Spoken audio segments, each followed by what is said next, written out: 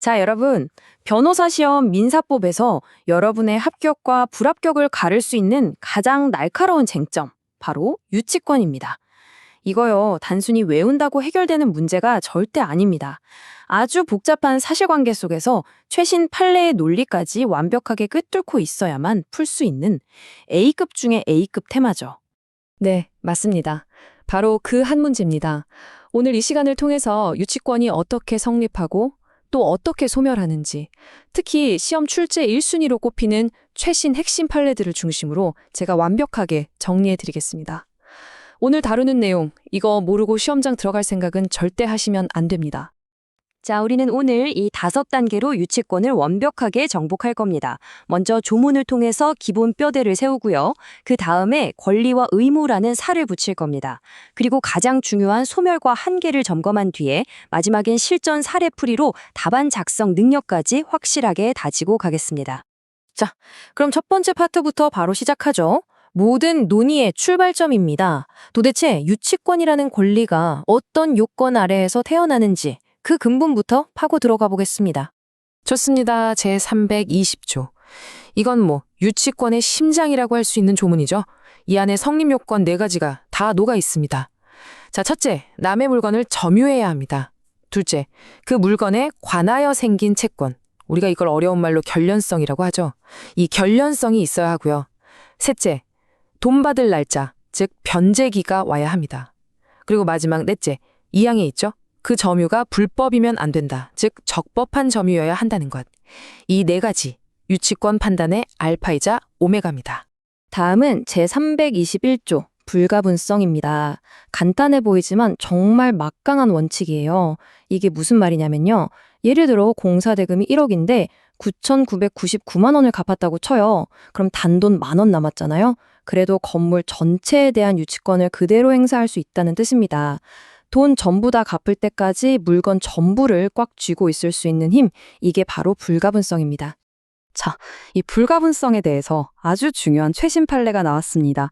이 슬라이드는 그냥 별표 5개 치세요. 2022년 대법원이 뭐라고 했냐면요.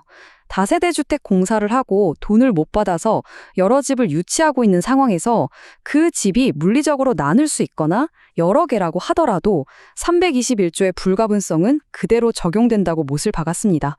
이거 선택형 지문으로 그대로 나올 겁니다. 무조건 기억하셔야 합니다. 좋습니다. 그럼 이제 두 번째 섹션으로 넘어가서 적법하게 성립한 유치권을 가진 사람이 대체 어떤 강력한 권리들을 쓸 수 있는지 하나씩 뜯어보겠습니다. 유치권자는 빚을 받기 위해서 크게 4가지 핵심 권리를 가집니다. 유치물을 경매에 넘길 수 있는 경매 청구권, 법원 허가를 받아서 유치물로 직접 빚을 퉁치는 간이 변제 충당, 유치물에서 나오는 월세 같은 걸 받아서 빚 갚는 데 쓰는 과실 수취권, 그리고 점유하면서 들인 수리비 같은 비용을 달라고 하는 비용 상환 청구권, 이렇게 4가지가 핵심입니다. 자, 이제부터가 진짜입니다. 시험 문제 보고 A급 중에 A급 쟁점이죠. 권리가 있으면 책임도 따르는 법, 유치권자가 뭘 조심해야 하는지, 그리고 그 의무를 어겼을 때 어떤 치명적인 결과가 생기는지 아주 집중적으로 파고들겠습니다. 제324조입니다. 1항의 선관주의 의무, 이건 기본이고요. 시험의 핵심은 2항과 3항의 연결고리예요. 2항은 주인 허락 없이 맘대로 쓰거나 빌려주거나 담보로 잡히는 걸 엄격하게 금지합니다. 딱 하나의 예외가 있다면 보존에 필요한 사용뿐이죠. 만약 이걸 어기면 어떻게 되냐? 3항이 바로 답을 줍니다. 채무자는 즉시 유치권의 소멸을 청구할 수 있습니다. 권리 자체가 그냥 날아가 버리는 아주 무서운 효과가 발생합니다. 자, 이 판례가 바로 그 논리를 명확하게 보여줍니다. 유치권자가 주인 몰래 자기가 유치하고 있는 상가를 다른 사람한테 세를 줬다고 생각해 보세요. 나중에 이 상가를 경매로 산 사람이 나타나서 임차인한테 나가주세요 하면 이 임차인 버틸 수 있을까요? 못 버팁니다. 왜? 애초에 유치권자의 임대행위 자체가 권한 없는 짓이었기 때문에 그 계약의 효력을 진짜 주인한테 주장할 수가 없는 겁니다. 아주 깔끔한 논리죠. 자, 그런데 여기서 한 발 더 나아간 정말 중요한 최신 판례가 있습니다. 2019-295278. 이 판결의 논리, 지금부터 제가 설명하는 이 순서 그대로 머릿속에 그냥 집어넣으세요. 유치권자가 무단 임대, 즉 의무 위반을 했습니다. 그 후에 이 물건이 다른 사람한테 팔렸어요. 자, 여기서 질문. 원래 채무자가 아니라 이 건물을 사러 산 제3자도 유치권 소멸을 청구할 수 있느냐? 바로 이겁니다. 대법원의 답은 예스입니다.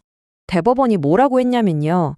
이 324조 3항의 소멸 청구권이라는 건 유치권자를 벌주는 목적도 있지만 근본적으로는 유치물의 소유자를 보호하기 위한 권리라는 겁니다.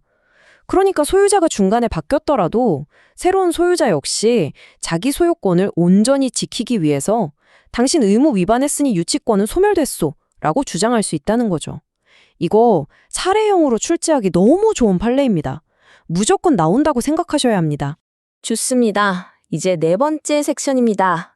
유치권이 어떤 경우에 사라지는지, 그리고 어떤 한계를 갖는지 시험에 자주 나오는 함정 위주로 한번 정리해 보겠습니다. 소멸 사유는 여러 가지가 있지만 시험에서는 딱 두 가지를 집중해서 보셔야 합니다. 첫째, 326조. 이거 진짜 많이 헷갈려요. 내가 물건을 꽉 쥐고 유치권을 행사하고 있다고 해서 돈 받을 권리의 소멸시효가 멈추는 게 아니라는 겁니다. 별개예요, 별개. 그리고 둘째, 확고한 판례의 태도. 부동산의 경매 개시 결정 등기가 된 이후에 성립한 유치권으로는 경매에서 그 물건을 산 사람한테 대항할 수 없다는 겁니다. 자, 바로 이겁니다. 선택형에서 여러분의 시간을 뺏고 점수를 깎아먹는 함정 지문. 유치권의 행사는 피담보 채권의 소멸시효 진행을 중단시킨다. 굉장히 그럴듯하죠? 땡, 틀렸습니다. 326조는 분명히 영향을 미치지 아니한다고 못을 받고 있어요. 유치권은 물권, 채권은 채권. 각자 자기 갈 길 가는 겁니다. 이거 절대 헷갈리시면 안 됩니다. 자, 드디어 마지막 관문입니다. 이론은 다 배웠으니 이제 실전이죠. 지금까지 우리가 머리 싸매고 공부한 이 조문과 판례들을 실제 문제에 어떻게 녹여내서 완벽한 답안으로 만들어내는지 직접 한번 해보겠습니다. 사례를 한번 보시죠. 공사업자 A가 돈 못 받아서 유치권을 행사하고 있습니다. 그런데 아주 결정적인 사실이 하나 있죠. A의 유치권이 성립하기 전에 이미 경매 개시 결정 등기가 끝났다는 점. 이 상황에서 경매로 건물을 산 C에게 A가 유치권을 주장하면서 못 나간다고 버틸 수 있을까요? 없을까요? 딱 10초 드릴 테니 머릿속으로 빠르게 결론을 한번 내려보세요. 사례 문제를 받으면 제일 먼저 해야 할 일이 바로 이겁니다.